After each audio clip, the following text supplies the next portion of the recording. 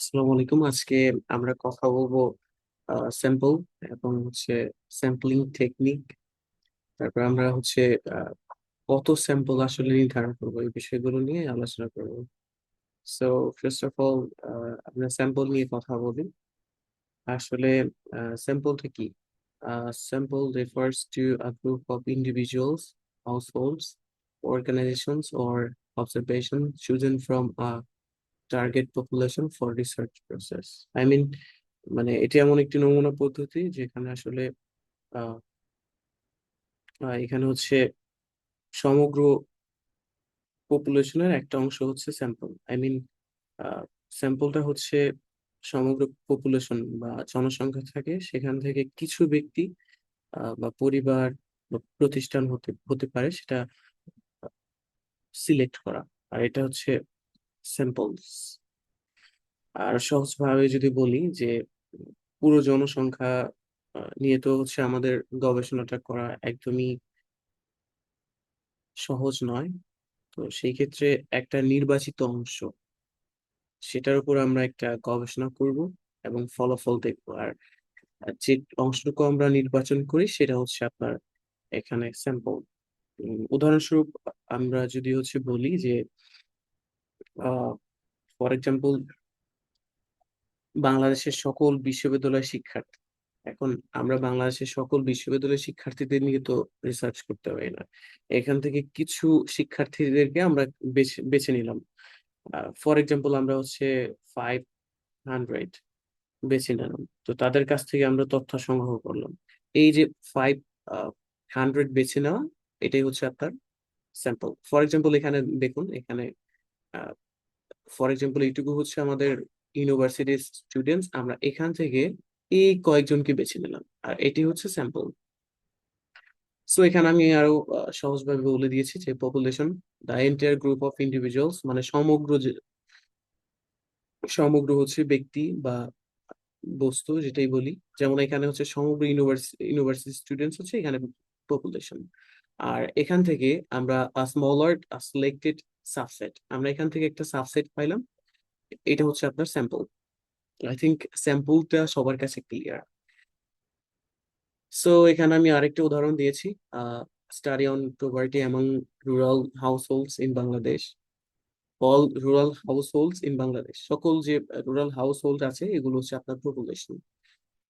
So এখান থেকে আমরা স্পেসিফিক রুরাল হাউসহোল্ড সিলেক্ট করলাম। হুম, সেটা আমার স্যাম্পল। আর 300 এটা স্যাম্পল সাইজ। সো এইটাকে আমরা সিলেক্ট করেছি, আর এটাই আমাদের স্যাম্পল। সো এখানে আমি একটা বক্স দিয়েছি, এটা আপনারা দেখে নেবেন, তাহলে বুঝবেন যে পপুলেশন। এখানে ধরুন আমাদের গ্রামে একটা গ্রামে 2000 হাউস হোল্ড আছে, সেখান থেকে আমরা সিলেক্ট করলাম 200, তাহলে এটাই আমাদের স্যাম্পল।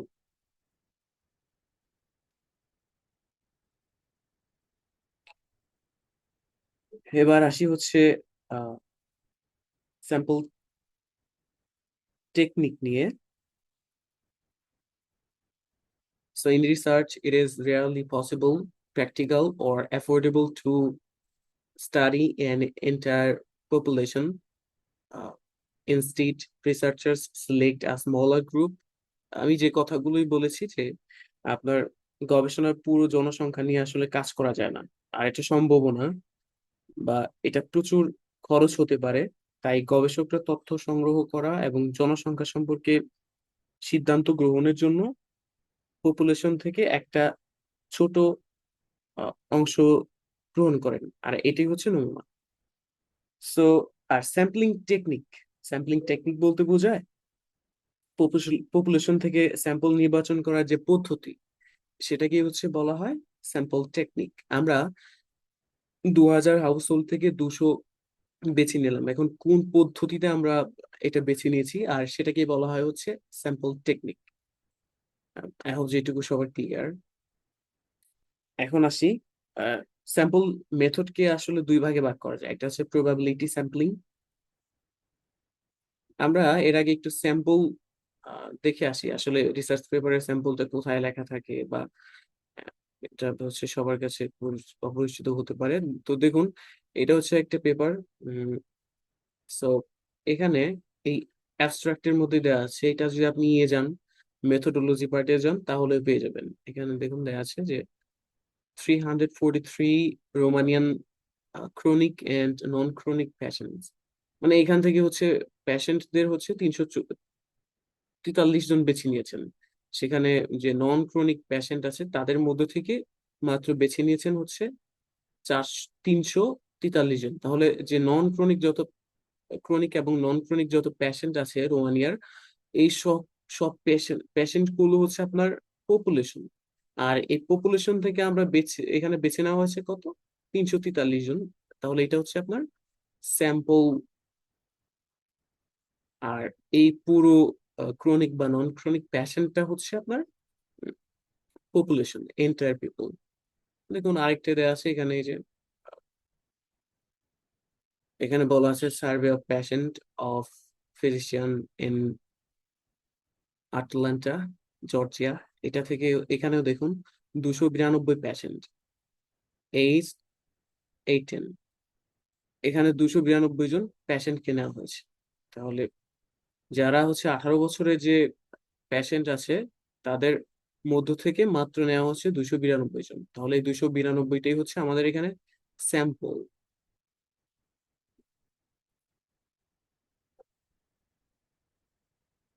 এখানে দেখুন এটা একটা পেপার।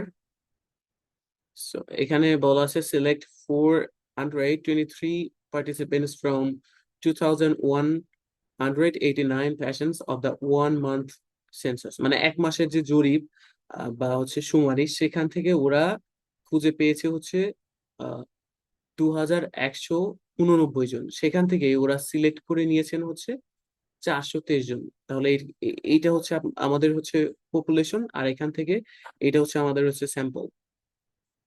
ওকে, আমরা হচ্ছে এখানে ছিলাম যে স্যাম্পল মেথড হচ্ছে দুইটা, একটা হচ্ছে প্রবাবিলিটি স্যাম্পলিং, আর আরেকটাতে আমরা যাব, আরেকটা হচ্ছে নন প্রবাবিলিটি স্যাম্পলিং। প্রবাবিলিটি স্যাম্পলিংটা হচ্ছে সম্ভাব্যতা মানে পসিবিলিটির ভিত্তিতে আমরা যে নমুনায়ন করি সেটা হচ্ছে প্রবাবিলিটি স্যাম্পলিং। আর নন প্রবাবিলিটি স্যাম্পলিং হচ্ছে যেটা যেটা হচ্ছে পসিবিলিটির ভিত্তিতে করা হয় না।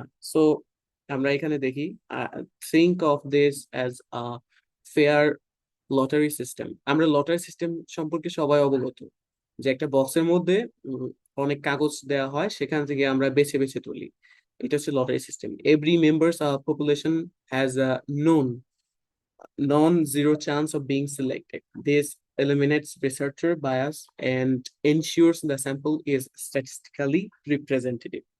মানে লটারি পদ্ধতির মধ্যে আমরা কি দেখি, যে এই পদ্ধতিতে পপুলেশনের প্রতিটি সদস্যই হচ্ছে নির্বাচিত হওয়ার একটা চান্সেস থাকে। যেমন আমরা এখানে যতজন আছি আমাদের সবার নাম লিখে একটা বক্সের মধ্যে দিলাম, দেওয়ার পর হচ্ছে চোখ বেঁধে একজনকে উঠাতে দিলাম, তাহলে সেখান থেকে আমরা কিন্তু সবাই আহ, একটা হচ্ছে মানে লটারিতে ওঠার একটা চান্সেস আছে। আর এইটি হচ্ছে আপনার প্রবাবিলিটি স্যাম্পলিং। সো এখানে আসলে গবেষকের ব্যক্তিগত যে পক্ষপাত, হ্যাঁ, বায়াস যেটা বললাম, সেটা কমে যায় এবং নির্বাচিত যে স্যাম্পল আছে বা পপুলেশনের পরিসংখ্যানগত যে ভাবে নির্বাচিত হয় এটা স্ট্যাটিস্টিক্যালি রিপ্রেজেন্টেটিভ। সো আমরা যদি বলি যে একটা বিশ্ববিদ্যালয়ের 5,000 শিক্ষার্থীর মধ্য থেকে উম, সেখান থেকে আমরা হচ্ছে মানে র্যান্ডমলি আমরা 300 জন শিক্ষার্থীকে নির্বাচিত করলাম, তাহলে এই যেটি হচ্ছে প্রবাবিলিটি স্যাম্পলিং। এখানে যদি আমিও সেই ইউনিভার্সিটি স্টুডেন্ট থাকি তাহলে আমিও নির্বাচিত হওয়ার একটা চান্সেস থাকবে, আপনারও একটা চান্সেস থাকবে। সো এটাকে বলা হয়েছে র্যান্ডম স্যাম্পলিং বা হচ্ছে প্রবাবিলিটি স্যাম্পলিং। ওকে, সো এখানে একটা প্রকারভেদ আছে এই প্রবাবিলিটির মধ্যেই, সিম্পল র্যান্ডম স্যাম্পলিং। সেটা ডেফিনেশনটা হচ্ছে technique where every single members of the population has an equal chance of being selected। তো একই কথা যে এটি এমন একটি নমুনায়ন পদ্ধতি যেখানে পপুলেশনের প্রতিটি সদস্যই হচ্ছে নির্বাচিত হওয়ার সুযোগ বা ইকুয়াল চান্স যেটা থাকে। সো ধরুন যে আমাদের 200টি পরিবারের নাম রয়েছে, সেখানে আমরা 200টি লটারির টিকিট লিখে একটি বড় ড্রামে বা হচ্ছে ড্রামে রাখলাম, রাখার পর সেখান থেকে টিকিট গুলোকে ভালোভাবে মিশিয়ে একজনকে দিলাম যে চোখ বেঁধে উঠাতে। তো সেক্ষেত্রে আহ, সে হচ্ছে চোখ বেঁধে 200টি টিকিট তুললো। এবং এই যে পদ্ধতি, এটাকে বলা হয় হচ্ছে র্যান্ডম স্যাম্পলিং। এখানে দেখুন একটা ভিজুয়ালাইজেশন আছে যে এই মানুষটি এখান থেকে এই ড্রাম থেকে টিকিট গুলো তুলছে, তুলে এই বক্সে রাখছে। সো এখানে যতগুলো হচ্ছে টিকিট উঠাবে এবং রাখবে, এই যে এই পদ্ধতি, এটাই হচ্ছে সিম্পল র্যান্ডম স্যাম্পলিং। এখানে প্রত্যেকটা উম, পরিবারই হচ্ছে ইকুয়াল চান্সেস আছে যে তারা এই স্যাম্পলের তালিকা অন্তর্ভুক্ত হতে পারে। ওকে, এখন আসি আমরা সিস্টেমেটিক স্যাম্পলিং পদ্ধতিতে। এক্ষেত্রে a method where individuals are selected at regular system. So এখানে ফর এক্সাম্পল, ধরুন একটা ক্লাসে 100 জন শিক্ষার্থী রয়েছেন এবং সেখানে 100 জন শিক্ষার্থী হচ্ছে নির্বাচিত হবে না। তো সেই ক্ষেত্রে আমি হচ্ছে চিন্তা করলাম যে এখান থেকে আমরা 50 জন শিক্ষার্থী নিব। তো সেই ক্ষেত্রে আমরা হচ্ছে সেক্ষেত্রে আমরা একটা, ফর এক্সাম্পল, আমাদের একটু পপুলেশনটা ছোট হয়েছে, আমি বললাম যে 1000, একটা ক্লাসে 1000 শিক্ষার্থী আছে, সেখান থেকে আমরা 100 জন শিক্ষার্থীকে নিব আর কি আমাদের স্যাম্পলিং এ। তো আমরা কি করলাম যে 10 জন করে এই করলাম যে প্রথম 10 নাম্বার একজনকে নিব, পরে হচ্ছে 20 নাম্বার যে থাকবে তাকে নিব, 30 নাম্বার, এরকম করে আমরা একটা সিস্টেমে নিয়ে আসলাম যে 10 নাম্বার জনকে নিব, তারপর হচ্ছে 20 নাম্বার জনকে, এরকম আর কি ভাগ করে ভাগ করে আমরা একটা সিস্টেমে নিয়ে আসলাম। তো সেই ক্ষেত্রে সেটা হবে সিস্টেমেটিক স্যাম্পলিং। ধরুন, আমি তো এটা উদাহরণ দিলামই অলরেডি, এটা আই থিঙ্ক হচ্ছে সবার বোঝার কথা। এখন আসি হচ্ছে স্ট্র্যাটিফাইড র্যান্ডম স্যাম্পলিং। এটার আহ, হচ্ছে স্তর ভিত্তিক এলোমেলো নমুনা আমি বলতে পারি। এই র্যান্ডম মানে হচ্ছে এলোমেলো আর কি। সো এটা সংজ্ঞা দেয়া আছে, দেখুন: the population is divided into smaller distinctive subgroups, তারপর হচ্ছে called strata based on shared characteristics, income, age, gender। মানে বোঝাচ্ছে যে আসলে এই পদ্ধতিতে পপুলেশনকে কিছু বৈশিষ্ট্য, যেমন আয়, বয়স, লিঙ্গ, এই ক্যাটাগরিতে আমরা ভাগ করে দিব, ছোট ছোট পৃথক যে দল সেগুলোতে ভাগ করে নিব। তারপর আমরা সেখান থেকে প্রপোর্শনালি এলোমেলো ভাবে নমুনা নিব, আমাদের যতজন দরকার হয় সেখান থেকে নিব। আর এটার নামই হচ্ছে আপনার স্ট্র্যাটিফাইড স্যাম্পলিং। এখান থেকে দেখুন, এই যে ওরা প্রথমে হচ্ছে এখানে এই করেছেন, এখানে একটা গ্রুপ করেছেন, ফর এক্সাম্পল এটা ইনকামের ভিত্তিতে হতে পারে, এটা এইজের ভিত্তিতে হতে পারে, এভাবে এভাবে করে করে এখান থেকে হচ্ছে এই কয়েকজন নিয়েছেন। তো এটা হচ্ছে আপনার স্ট্র্যাটিফাইড স্যাম্পলিং। পরে আসুন হচ্ছে আমরা দেখব ক্লাস্টার বা ক্লাস্টার স্যাম্পলিং। হ্যাঁ, সো ক্লাস্টার মানে হচ্ছে গুচ্ছ। সো এখানে সংজ্ঞা দেখুন: the population is divided into naturally occurring groups called clusters, usually demographic areas. The researcher randomly selects a few entire clusters and studies every uh, single member inside them. I mean, আসলে এখানে আহ, স্বাভাবিকভাবে কিছু হচ্ছে কমিউনিটিতে ভাগ করলো। I mean cluster মানে হচ্ছে কমিউনিটি, আই মিন কিছু কমিউনিটিতে ভাগ করলো। সাধারণত এটা হচ্ছে ভৌগোলিক বা এলাকার ভিত্তিতে। আমরা এর আগেও কিন্তু এখানে ভাগ করে আসছি স্ট্র্যাটিফাইড, কিন্তু এটা হচ্ছে অন্যভাবে। আর এখানে হচ্ছে ভৌগোলিক, জিওগ্রাফিক্যালি যে ভাগ করা হয় সেটা হচ্ছে আপনার ক্লাস্টার স্যাম্পলিং।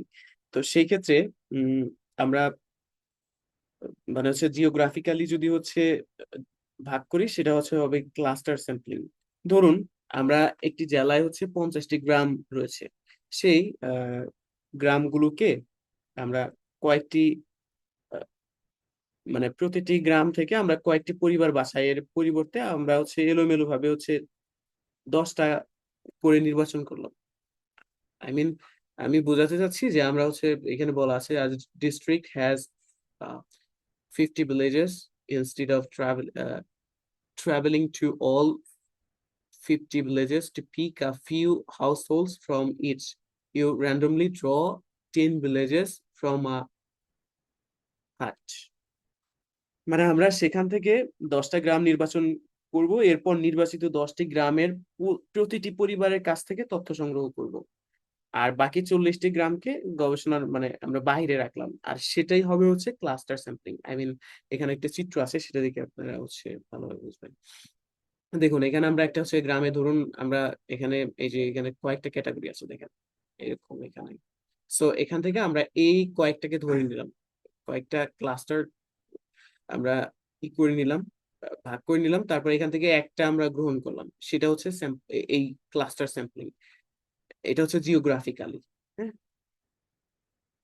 পরে আসি হচ্ছে মাল্টি স্টেজ স্যাম্পলিং। এই যে এইটা আমরা হচ্ছে রিসেন্ট একটা গবেষণা নিয়েছি, multi stage sampling. So multi stage বোঝাই যাচ্ছে যে বিভিন্ন স্টেজে, বিভিন্ন পর্যায়ে। সো এটা ডেফিনেশনটা হচ্ছে complex form of cluster sampling that tax place in multiple successive stages. Instead of surveying everyone in a selected cluster, you sample down progressively. I mean এটাতে এই ক্লাস্টার স্যাম্পলিং এ মানে নমুনা নির্বাচনের একাধিক ধাপ থাকবে। সো নির্বাচিত সকল সদস্যকে এখানে অন্তর্ভুক্ত না করে ছোট ছোট নমুনা নির্বাচন করা। সো এটাও একটা ক্লাস্টার বলা যেতে পারে, কারণ আমরা প্রথমে একটা ভাগ করতেছি, তারপর একটা ভাগ। তো বাট এটা হচ্ছে মাল্টি স্টেজে। প্রথম স্টেজে হচ্ছে আমরা র্যান্ডমলি হচ্ছে 5টা হচ্ছে ডিস্ট্রিক্ট নিলাম। হ্যাঁ, 5টা ডিস্ট্রিক্ট আমাদের, যেমন হচ্ছে 64 ডিস্ট্রিক্ট। তো সেখান থেকে আমরা 5টা নিলাম। নেওয়ার পর সেকেন্ড স্টেজে আমরা র্যান্ডমলি হচ্ছে 20টি হচ্ছে গ্রাম নির্বাচন করলাম ওই 5টা ডিস্ট্রিক্টের মধ্যে।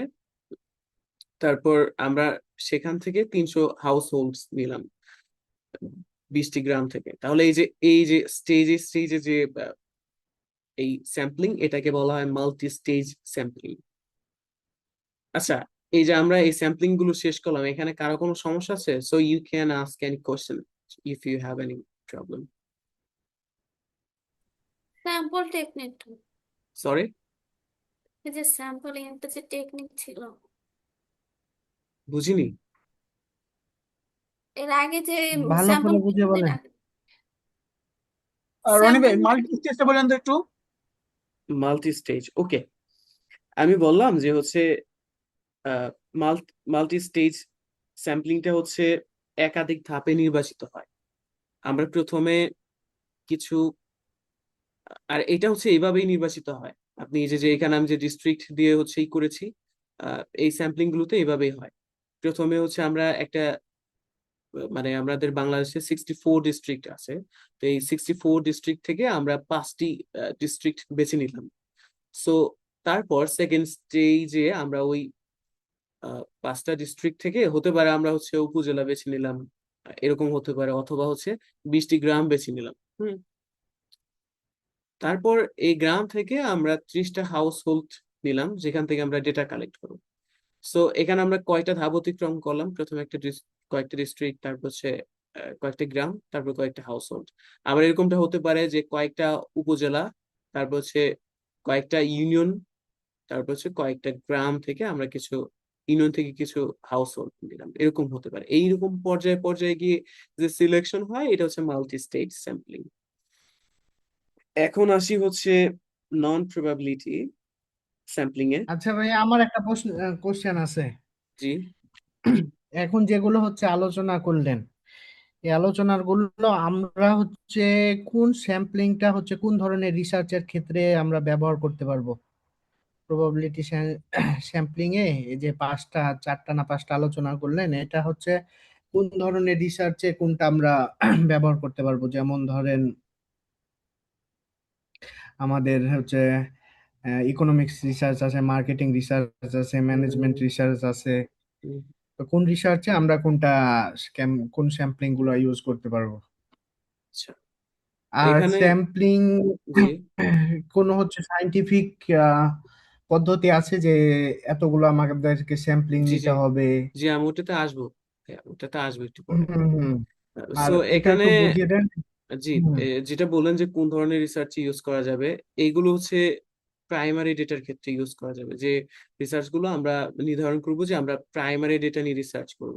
এখন এইখানে এই যে স্ট্রেটিফাইড স্যাম্পলিং টেকনিক, আমার কাছে মনে হয় এগুলো মানে আগে রিসার্চ ফলো করা বা এই যে এই স্যাম্পলিং গুলো নির্ধারণ করতে পারে, যেমন ক্লাস্টার স্যাম্পলিং বা হচ্ছে মাল্টি স্টেজ, এগুলো ইকোনমিক্সে বেশি দেখা যায়, মাল্টি স্টেজ স্যাম্পলিং। বা এটাকে যদি হচ্ছে কনজিউমার বিহেভিয়ার বা মার্কেটিং সেক্টরেও করতে চাই, আমার মনে হয় করতে পারবে, এখানে কোনো বাধ্যবাধকতা আহ, নাই মনে হয়। আমরা যদি হচ্ছে একটা হোম ইকোনমিক্স নিয়ে একটা রিসার্চ করি, তাহলে কোনটা সব থেকে বেটার হবে, কোন স্যাম্পলিংটা আমাদের চুজ করা সব থেকে বেটার হবে? সব থেকে বেটার হবে হচ্ছে মাল্টি স্টেজ। ওকে। আচ্ছা, কারো কোনো কোশ্চেন আছে নাকি? কোশ্চেন থাকলে জিজ্ঞেস করতে পারেন। এনি আপু, কি জিজ্ঞেস করতেছিলেন জানো? এই যে স্যাম্পলিং এন্ড মেথডের আগে একটা কি যেন ছিল ওইটা। না, আলোচনাটা এই জন্য দরকার, জানো হচ্ছে সবার মাথায় ঢুকে বিষয়গুলো আর কি। জি শিওর। ওকে, আমরা হচ্ছে নন প্রবাবিলিটি স্যাম্পলিংটা দেখি। মানে আসলে এই পদ্ধতিতে কোনো লটারি বা র্যান্ডম যে নির্বাচন, এটা হয় না। আমরা একটু আগে যে পদ্ধতিগুলো দেখে আসলাম সেগুলোতে র্যান্ডম যে কেউ সেখানে নির্বাচিত হওয়ার একটা চান্সেস থেকে যায়, বাট এই পদ্ধতিটা সেরকম না। ওকে, সো গবেষক এখানে নির্দিষ্ট একটা মানদণ্ড বা বলা যেতে পারে যে অ্যাক্সেসিবিলিটি বা নিজের বিবেচনা করেন যে অংশগ্রহণকারীকে আসলে নির্বাচিত নির্বাচিত করবেন কিনা। সেক্ষেত্রে এটা হয় এখানে আসলে পপুলেশনের কোনো সদস্য নির্বাচিত হওয়ার সম্ভাবনা আহ, জানা থাকে না, ফলে স্যাম্পল সবসময় পুরো পপুলেশনের যে প্রতিনিধিত্ব সেটা নাও করতে পারে। এটা হচ্ছে ব্যাপার। সো এখানে প্রথম যেটা রয়েছেন সেটা হচ্ছে কনভিনিয়েন্স স্যাম্পলিং। এটার ডেফিনেশনটা হচ্ছে participants are selected simply because they are the easiest for the researcher to access. মানে এই পদ্ধতিতে গবেষক অংশগ্রহণকারীদের নির্বাচন করেন এবং যাদের কাছে পৌঁছানো সবচেয়ে সহজ, আই মিন যাদের হাতের কাছে পায় তাদের কাছ থেকে আর কি নির্বাচন করেন। ধরুন আমি একটা হচ্ছে লোকাল ফিশ মার্কেটে গিয়েছি, সেখান থেকে আমি সাক্ষাৎকার নিব বাজারের অবস্থা কিরকম, এখন যে বের হচ্ছে বাজার থেকে তাকে আমি ধরতেছি। সো সেক্ষেত্রে হচ্ছে এটা হচ্ছে কনভিনিয়েন্স স্যাম্পলিং হবে। সো এই যে এই পদ্ধতি, এটা খুবই সহজ এবং দ্রুত করা যায় এবং খরচও খুবই কম এবং গবেষকের জন্য অনেক সুবিধাজনক। কিন্তু এক্ষেত্রে হচ্ছে মানে পার্শিয়ালিটি হওয়ার চান্সেস বেশি থাকে। সো দেখুন এখানে আমরা কনভিনিয়েন্স স্যাম্পলিং, এই যে এখান থেকে হচ্ছে বেছে নিয়েছেন ইচ্ছা মতো যাকে ইচ্ছা। তারপরে হচ্ছে পারভোসিভ বা জাজমেন্টাল স্যাম্পলিং। এটা হচ্ছে আপনার আমরা যখন একজন জাজ, সে যখন বিচার করে তখন চিন্তা ভাবনা করে বিভিন্ন কিছু আইন কষে, তারপর হচ্ছে একটা রায় দেয়। সো এই পদ্ধতির গবেষক তার অভিজ্ঞতা, জ্ঞান, বিচার বুদ্ধি ব্যবহার করে এমন ব্যক্তিদের নির্বাচন করেন যারা গবেষণার নির্দিষ্ট উদ্দেশ্য বা তাদের যে প্রোফাইল বা কোয়ালিটি আছে সেগুলোর সাথে মানানসই, এটা বিবেচনা করে এই স্যাম্পলিংটা করা হয়। সো তাহলে এই স্যাম্পলিং এর আহ, প্রধান যে বিষয় সেটা হচ্ছে ইনফরমেশন। যে রেসপন্ডেন্ট তার ইনফরমেশনের সাথে যদি মিলে তাহলে তাকে আমরা সিলেক্ট করব, otherwise he will be rejected. Okay, so এখানে দেখুন আহ, আমাদের টার্গেটেড পিপল হচ্ছে এটা। সো এই পিপল থেকে, ফর এক্সাম্পল এটা হচ্ছে আমাদের বাংলাদেশ, এখান থেকে আমরা এই আহ, কিছু মানুষকে আমরা স্যাম্পল হিসেবে নিলাম because of their qualities and profiles. মানে আমরা দেখবো তাদের আমাদের যে ক্রাইটেরিয়া সেগুলোর সাথে মিলে কিনা, তাহলে আমরা এখান থেকে তাদেরকে বেছে নিব। সো আরেকটা উদাহরণ দেই, ধরুন আপনি একজন উদ্যোক্তা। সো সরি, ধরুন আপনি হচ্ছে উদ্যোক্তাদের নিয়ে গবেষণা করছেন আর কি। সো এখানে এলোমেলো ভাবে আমি কাউকে কিন্তু হচ্ছে গবেষণার যে স্যাম্পল সেটা আমি নির্ধারণ করব না। এখানে আমি দেখবো কে আসলে এটার সাথে কানেক্টেড। উদ্যোক্তা বলতে বোঝায় আপনার যে হচ্ছে যেখানে কর্মসংস্থানের একটা প্রক্রিয়া থাকে। সো এই পিপলদের আমি খুঁজবো, তারপর হচ্ছে তাদেরকে নির্ধারণ করব। সেটা হবে হচ্ছে আমার পারভসিভ বা জাজমেন্টাল স্যাম্পলিং। সো এটা ওই যে একটু আগে যে আলোচনা করলো সেটার মধ্যেও আমার আই থিঙ্ক পড়ে। এবার আসি হচ্ছে কোটা। কোটা নমুনায়ন বা কোটা sampling definition: the researcher ensures that the sampling includes a pre-specified number of individuals from a specific group but selects them non-randomly unit the quota is filled. মানে বোঝাচ্ছে যে গবেষক আগে থেকে নির্দিষ্ট করে দেন যে প্রতিটি গ্রুপ থেকে কতজন অংশগ্রহণকারী নিবেন। হ্যাঁ, কতজন অংশগ্রহণকারীকে নিবেন সে অনুসারে এরপর সে নির্ধারিত সংখ্যা পূরণ না হওয়া পর্যন্ত সেটা নিতেই থাকেন। যেমন ধরুন আমি একটা ইয়ে থেকে গবেষণা থেকে হচ্ছে 100 জন পুরুষ আর 100 জন হচ্ছে নারী নিলাম। সেখান থেকে আমি চিন্তা করলাম যে একটা শপিং মলের সামনে যাব, সেখানে আমি 100 জন নারী নিব, 100 জন হচ্ছে পুরুষ নিব। সো শপিং মল থেকে আমি একটা ক্যাটাগরি, মানে এটা কিন্তু আমি নির্ধারণ করে নিলাম যে আমি 100 জন পুরুষ নিব আর 100 জন মহিলাদেরই নিব। কিন্তু এটা কিন্তু কনভিনিয়েন্স যেটা ছিল সেটার মধ্যে কিন্তু এটা ছিল না। হ্যাঁ, সো এক্ষেত্রে আমি যাকে পাবো 100 জন মহিলা ক্রাইটেরিয়া ফিল আপ হলে বা 100 জন পুরুষ ক্রাইটেরিয়া যেটা এটা ফিল আপ হলে আমি আর নিব না। এইটা হচ্ছে আপনার কোটা স্যাম্পলিং। এবার আসি হচ্ছে স্নোবল স্যাম্পলিং। মানে স্নোবল তো বুঝেনি। এটা ডেফিনেশনটা হচ্ছে existing researcher participants recruit or refer other eligible individuals from their network causing the sample size to grow like a rolling ball. মানে এটা মনে হচ্ছে না যে দেয়ালের মধ্যে বল ছুড়ে মারলো, এরকম এই টাইপের কিছু একটা মনে হচ্ছে। মানে এই পদ্ধতিতে প্রথমে উম মানে দেয়ালের মধ্যে বল ছুড়ে মারার মতোই আর কি।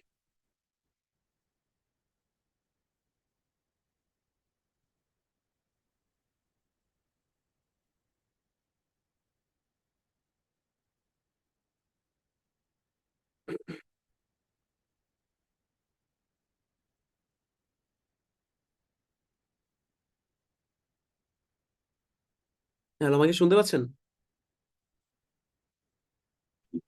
হ্যাঁ, শুনতে পাচ্ছি জি, এখন। আমার একটু নেটওয়ার্কে, যেন বন্ধ হয়ে জি গেছিল। জি, নেটওয়ার্ক কারেন্ট চলে গেল তো এই জন্য আর কি। ওকে, আমরা হচ্ছে স্নোবলেরটা দেখি। মানে এখানে অংশগ্রহণকারীদের প্রথমে একজনকে খুঁজে বের করা হয়। এরপর তাদের পরিচিত বা নেটওয়ার্কে আরো কোনো ব্যক্তি আছে নাকি, আছে কিনা এরকম আহ, তাদেরকে ওইরকম হচ্ছে খুঁজে বের করা হয়। এই যে এই পদ্ধতি, মানে প্রথমে একজনকে ধরলাম, আহ, ধরুন ফর এক্সাম্পল যে হচ্ছে বাল্য বিবাহ, যে এলাকার মধ্যে বাল্য বিবাহ কে কে দেয়, আমাদের তাদেরকেই লাগবে। তো আমরা একটা গ্রাম থেকে একজনকে খুঁজে পেলাম যে বাল্য বিবাহ দেয়। সো তাকে খোঁজার মাধ্যমে আমি তার কাছ থেকে আবার শুনলাম যে আপনাদের এলাকায় এরকম আরো আছে কিনা। তা আমি তার কাছে শুনে তার কাছে আবার অন্যজনের কাছে চলে গেলাম। এই যে পদ্ধতি, এইটাই হচ্ছে স্নোবল স্যাম্পলিং। হ্যাঁ, এটা আসলে কিছু গোপনীয়তা থাকে সেই বিষয়ে এটা করা হয়। তো এখানে দেখুন আমি স্যাম্পলিং গুলোর উদাহরণটা দিয়ে দিছি, আপনারা দেখে নেবেন। তারপর হচ্ছে আরেকটা আছে, এটা আপনার ভলেন্টিয়ার সেলফ সেকশন বা স্যাম্পলিং। আসলে এই প্রতিটি ব্যক্তিরা নিজেরাই নিজের স্বেচ্ছায় গবেষণা অংশগ্রহণ করার সিদ্ধান্ত নেন।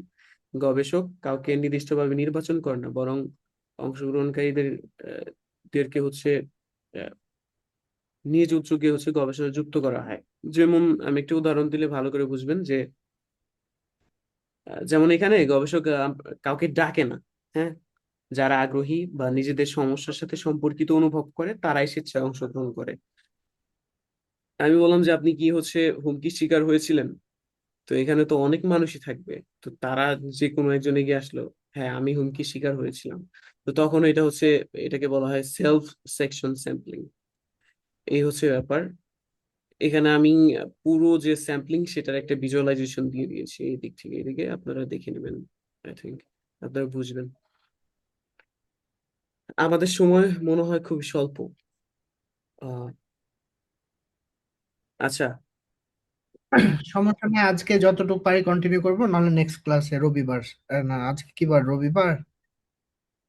আজকে রবিবার, সামনে বৃহস্পতিবারে কন্টিনিউ করব।